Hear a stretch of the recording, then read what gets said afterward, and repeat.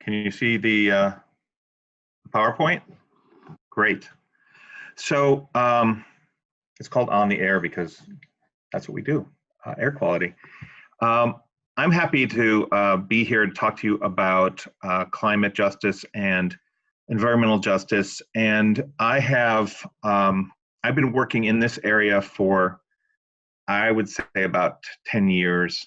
My background is transportation policy, and that evolved into air pollution issues and environmental issues because in our region, transportation is the major cause of air pollution and climate issues. And so let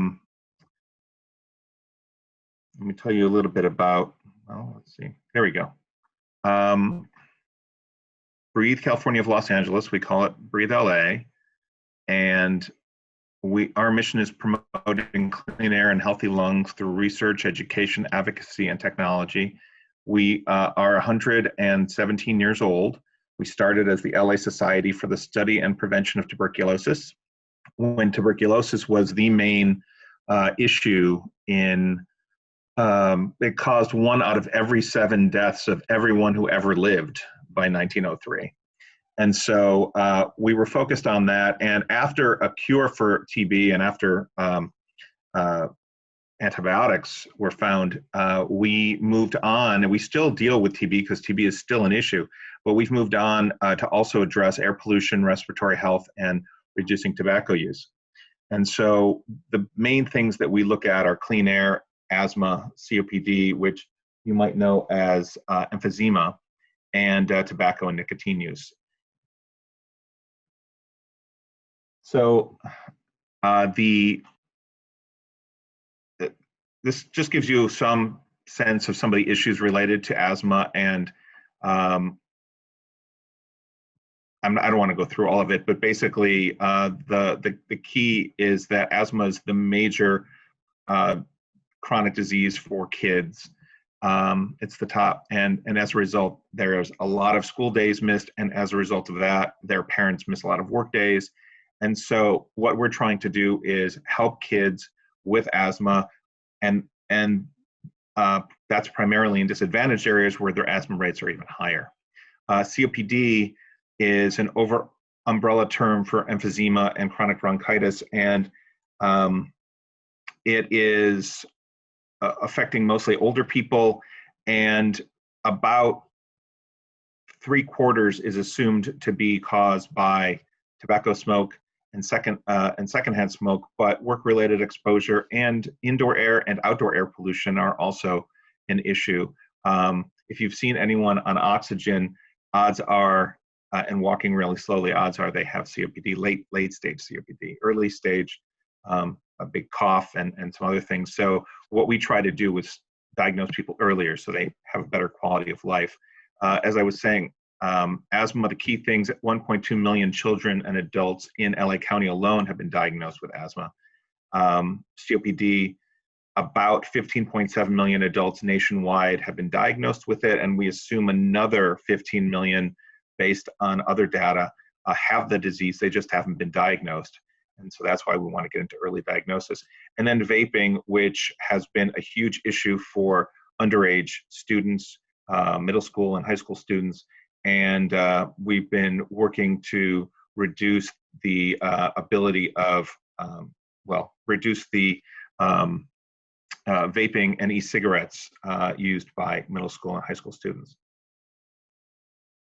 This gives you just a little bit, a taste of some of the things we do, and I'll go through it slowly, quickly, I mean. I don't want to take too much time on this, but we have youth education programs. One is an environmental education called O2 for You, and the other is FIRST, which is a tobacco prevention program. And we primarily reach kids in after-school programs,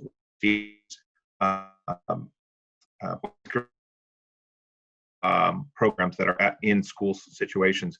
We've had to change it all virtually, and this year we're providing virtually.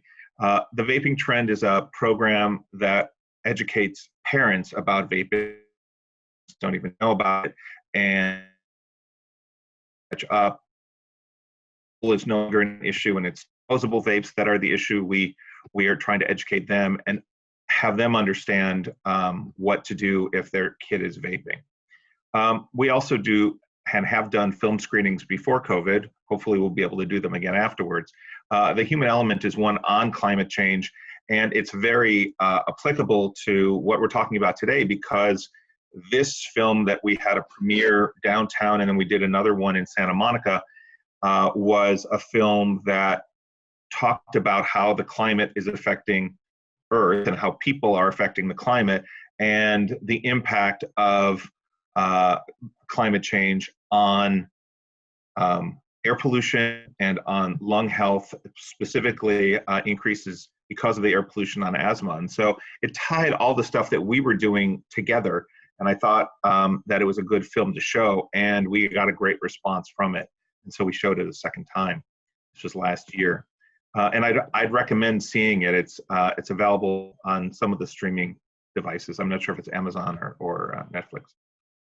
Lung Power is a program we have to educate families who have kids with asthma, and we educate them about using their inhalers and about watching for some asthma triggers. And it's been it's only a year old, and it's been very popular. And now we've expanded it to Children's Hospital in Los Angeles. Strwe is a patient self-management program for people with COPD. Our Trudeau Society is a medical society for physicians and other healthcare professionals, providing them lectures and conferences on lung issues. And then we have a program called Young Professionals for Sustainable SoCal, where we bring in speakers. We've done some of these virtually.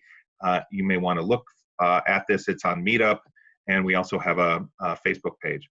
And then Blue Sky LA is a new program we wanted to start, and then COVID hit.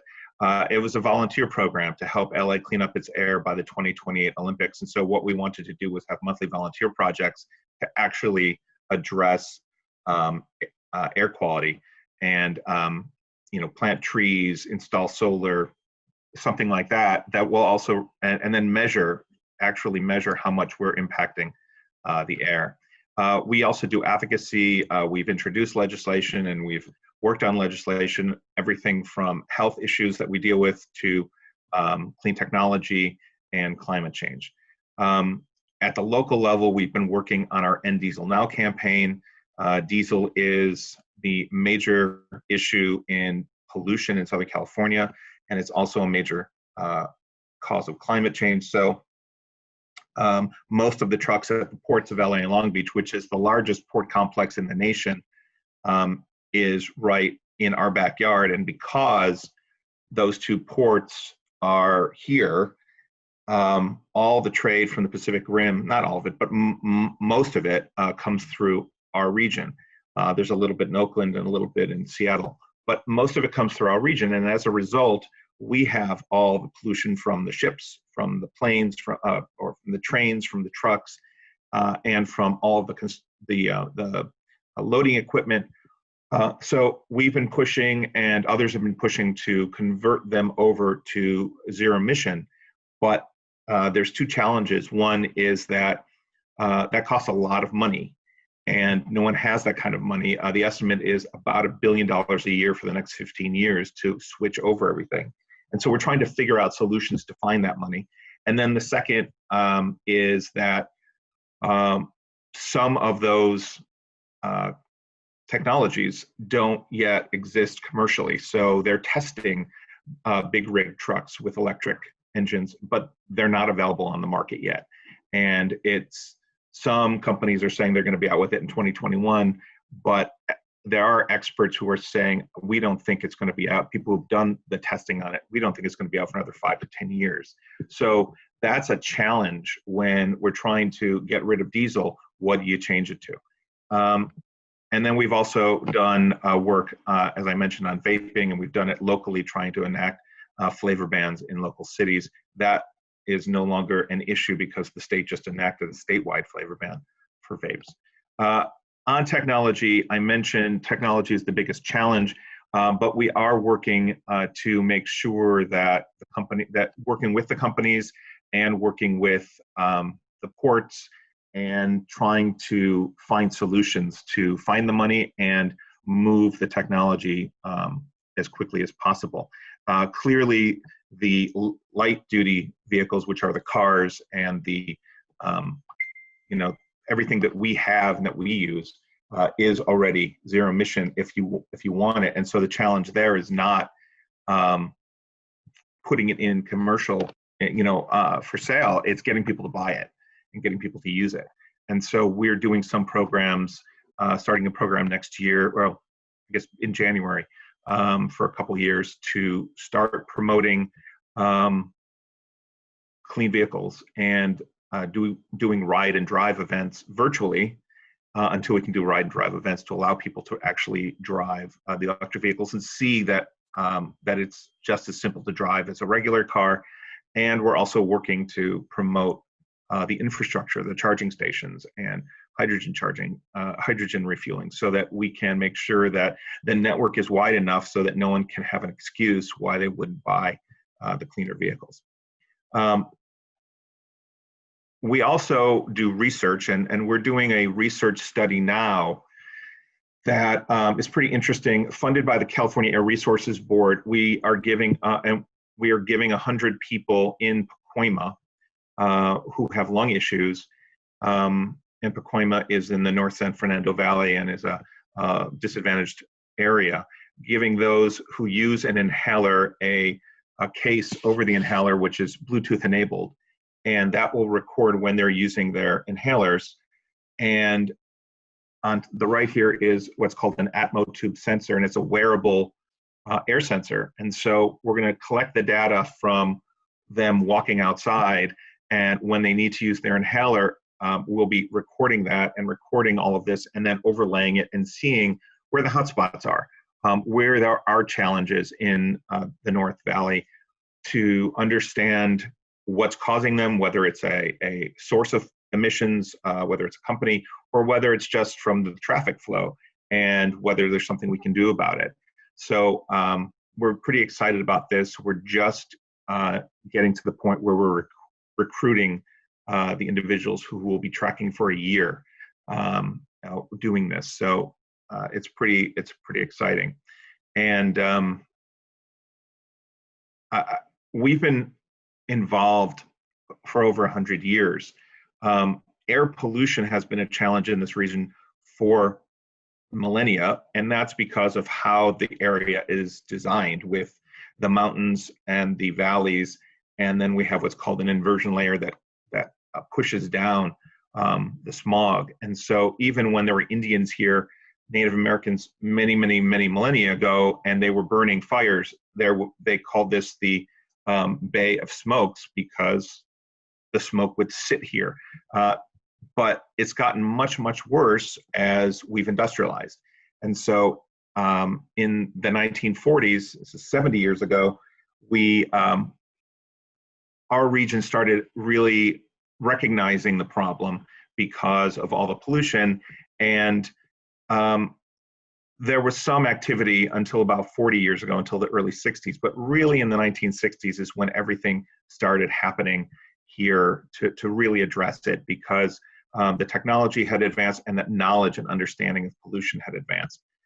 So this is what we now have on some days. When some people who are my age were, and I didn't grow up in LA, but when some people who lived in LA were kids who are my age now, they didn't see any, you'll notice there's no mountains in the background, and that's because the smog prevented them from seeing it. And now there are many more days where people realize that we're surrounded by mountains. But since that time, population has exploded.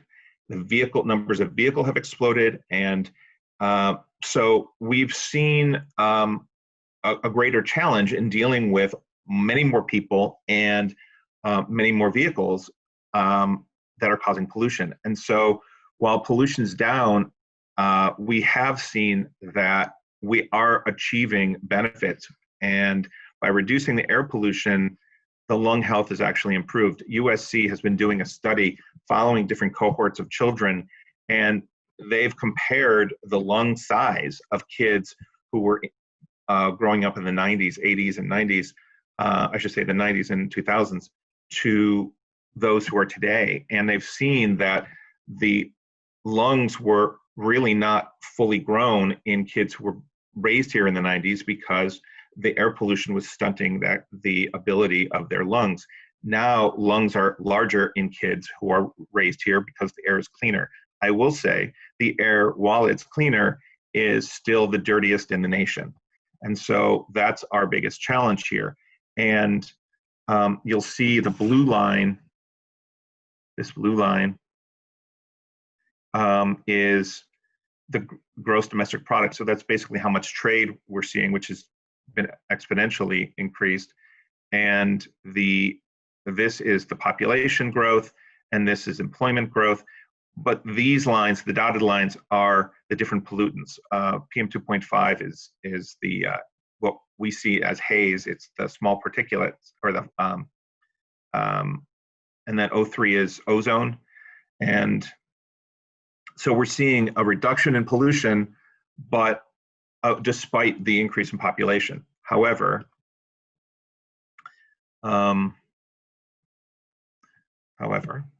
is that it? Wait, something happened. I'm sorry. No worries. I don't know what happened there.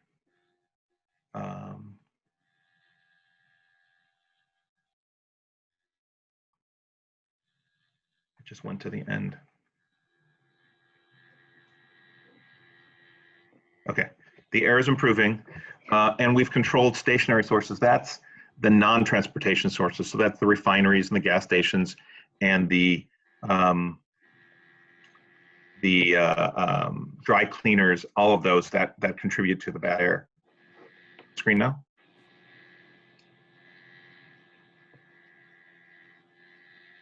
Is my screen being shared? It is not. No, Okay. it is. Yeah. Okay. There we go. But the bad news is, 10 minutes, by the way. Okay, bad news is we still have the worst air quality. And so we have to deal with this. And this just shows you some of the bad days. This shows you 2 years ago, we had 87 days in a row where we were violating the federal standard for bad air. And this looks at the sources of some of the nitrous oxides, and nitrous oxides is one of the two components that creates ozone. So you see here, the red is heavy duty diesel trucks. This is off-road equipment like construction equipment. And this is, except for this brown one, from here down to here are all transportation, and all but the cars are run by diesel. So we have to, by 2023, do a 50% reduction, and then by 2031, under federal law, do a 65% reduction. We need to get down to this level, and it's really, really tough, because if we close down every single business, we still wouldn't do it. So that's the challenge, where the trucks are the biggest problem. You see it right here, and other equipment and other sources. This gives you a better handle on it. So it's really a big problem. And so the question is, what's the connection between climate change and air pollution? And I sent this tweet out, I think 2 years ago, and it really simplifies it. It's climate change leads to warmer temperatures, which leads to increased evaporation, which leads to drought. Drought encourages more bark beetles on the trees. And so because of the drought and the bark beetles, so the disease and the lack of water, you've got more dead trees causing more wildfires. And that's what we're seeing right now. That leads to worse air pollution, and that leads to more asthma and respiratory disease. And so one thing leading to another means we have to address not only the air pollution and the tree issue and the drought, but get to the core of it, which is climate change is causing bigger and more wildfires and a longer season of wildfires, which is really having an impact on our air pollution. This is just a simplified version, basically, on some of the issues that we deal with, which is that while climate change is a global thing, and greenhouse gases are global, such as CO2, The criteria pollutants that the EPA regulates, which is the PM 2.5 and the ozone, which cause air pollution, they're regional. So they go up and they cause regional air pollution, where CO2 causes global climate issues. Although many of the sources of these emissions are the same, the end result is we see the air pollution here, whereas the whole Earth is experiencing the climate issues.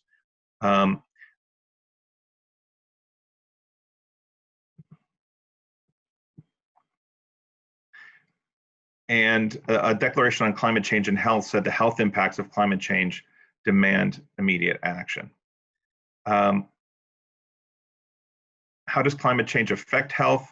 Well, it affects it in many ways, and there's a lot of connections to it. First, heat stress. Extreme heat events can cause more deaths, and that's coming from extreme weather than all other extreme weather, and so the heat is significant. This is from Pakistan in 2015. The most vulnerable, obviously, those with pre-existing conditions, seniors and children. And in LA, African Americans have projected heat wave mortality rate nearly twice that of other residents. So when it gets really, really hot here and people suffer, African Americans suffer and die at twice the rate. Allergens are another issue. Allergies are expected to be much worse because of the increased pollen counts by 2040. You'll see here that it's going to be exponentially. It's almost 3 times as much, 2.5 times as much in 40 years, and that's because the plants are going to give off a lot more pollen when it's warmer. And because of the CO2 emissions. So if they continue at their current rate, ragweed will produce 320% more pollen by 2100. Air pollution, as I mentioned, is also significant. If this is a human hair, this long strand, then the blue dots around it, and this is a piece of sand, the blue dots around it are the PM 10, which is 10 microns or less. The PM 2.5, which I mentioned, is circling around that. And then, so you can see how tiny these pieces that we're impacting. And they're coming from, a lot of it's coming from diesel exhaust. This is the health effects of air pollution. And you'll see that ozone over here has lung and heart impacts as well as premature death, but it's the fine particulate matter, which is soot, and diesel soot in particular is much worse, causing all these diseases or leading to all these diseases or impacting them. The deaths attributable to air pollution in the world, you can see the impact most in Asia, but we're in the middle. We're not in the lowest range, and that's because of the problems that we have here. Worldwide, air pollution kills 7 million people every year, and I'll skip this for a sec and go to this, which was preterm births before and after a fossil power plant shutdown in California. And this is what the population, the preterm births were at nearly 5%. Whoops.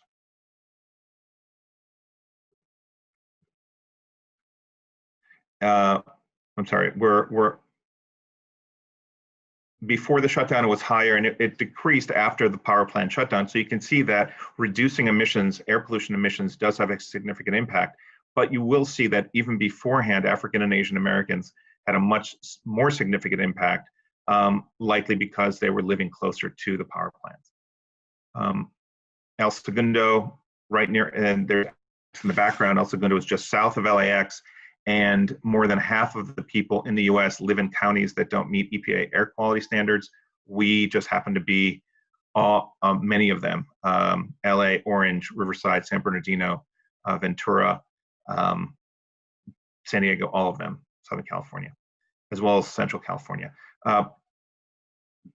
Just talks about how pollution is causing problems and deaths and health impacts all over the world. We're in the middle of the range, but we're certainly not out of it. And this is the cost of mortality as a percentage of GDP. And so we can see that it does impact our economy having all of this pollution. And these two, particulate matter and ozone, are the two most significant pollutants that are going to increase in a warming world. And climate change will also lead to more smoke from wildfires, dust from droughts, and mold from flooding.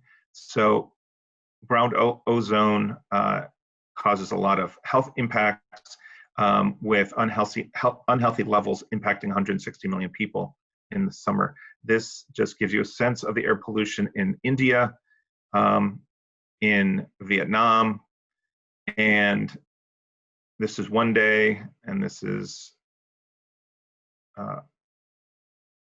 China. And then I compare it to what LA was dealing with in the 1940s.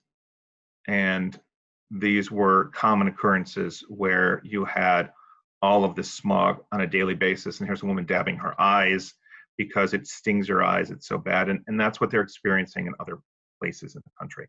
So it was so bad that it was the issue.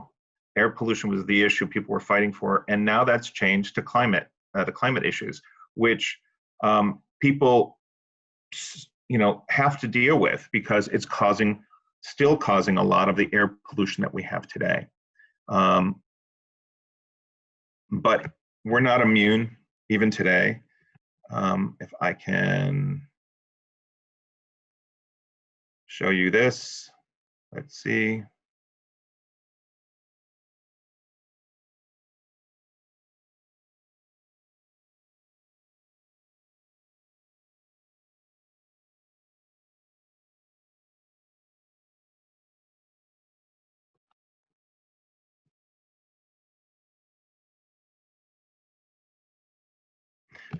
So that gives you a sense of who we are and what we can do, but this is what you can do, because small actions do help.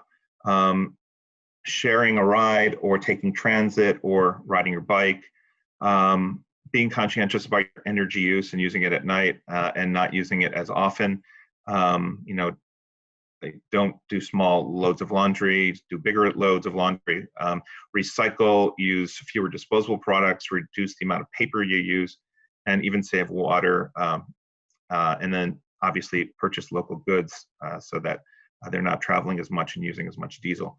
And then larger actions are planting drought-tolerant landscaping, purchasing energy-saving appliances and EVs, upgrading windows and other areas in your home for energy efficiency, including LED lighting, composting, collecting rainwater, and a whole host of other things. So we all can do our part to help address this. And like I said, we're trying to have an impact, a positive impact on what's going on in Southern California, addressing air pollution and trying to make a difference on a policy level with climate change, and trying to help people directly with the impacts of both on lung health. So that's my presentation. Awesome. Thank you so much, Mark. I do want to invite everyone who's on right now, if you have a question, to please chat it. Otherwise, we're a small group. Actually, if you'd like to unmute yourself and ask your question, that's also probably fine.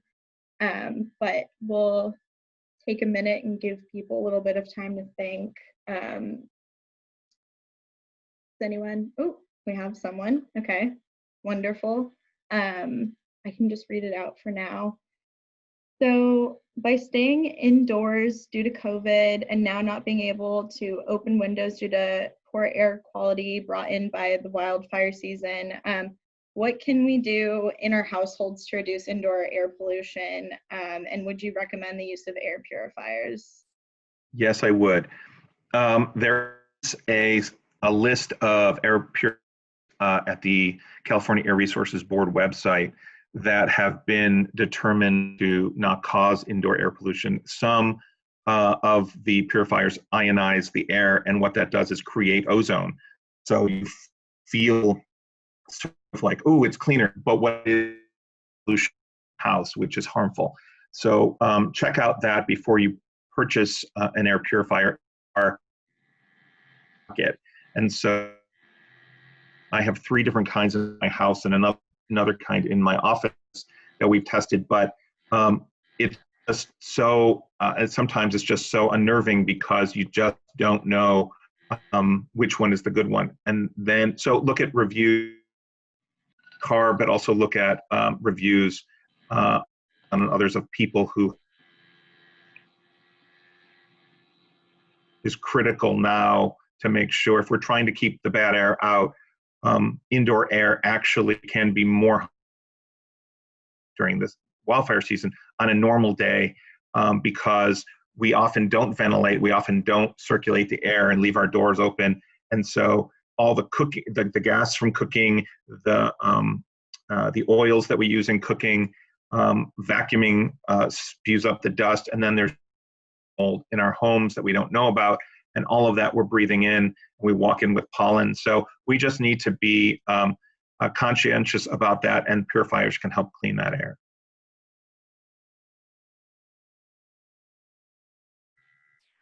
I'm muted. Awesome. Thank you for the question, Clarissa, and thank you for the answer, Mark. Do we have any other questions? Okay, so our next question is, in what communities in Southern California does your group do most of its outreach to? Most of work to managed areas. So we, like Pacoima, but we do reach through our educational programs all over the county. So we've gone all the way up to Antelope Valley, and primarily we're looking at the disadvantaged areas along the way. We have a lot of farms in Long Beach and by the Maywood, a lot of the small cities there, a lot of them along the 710 and other highways where the transportation pollution is more significant and harmful. So that's what we're trying to reach the most, is where the communities are more disadvantaged, have fewer services, and have higher rates of asthma.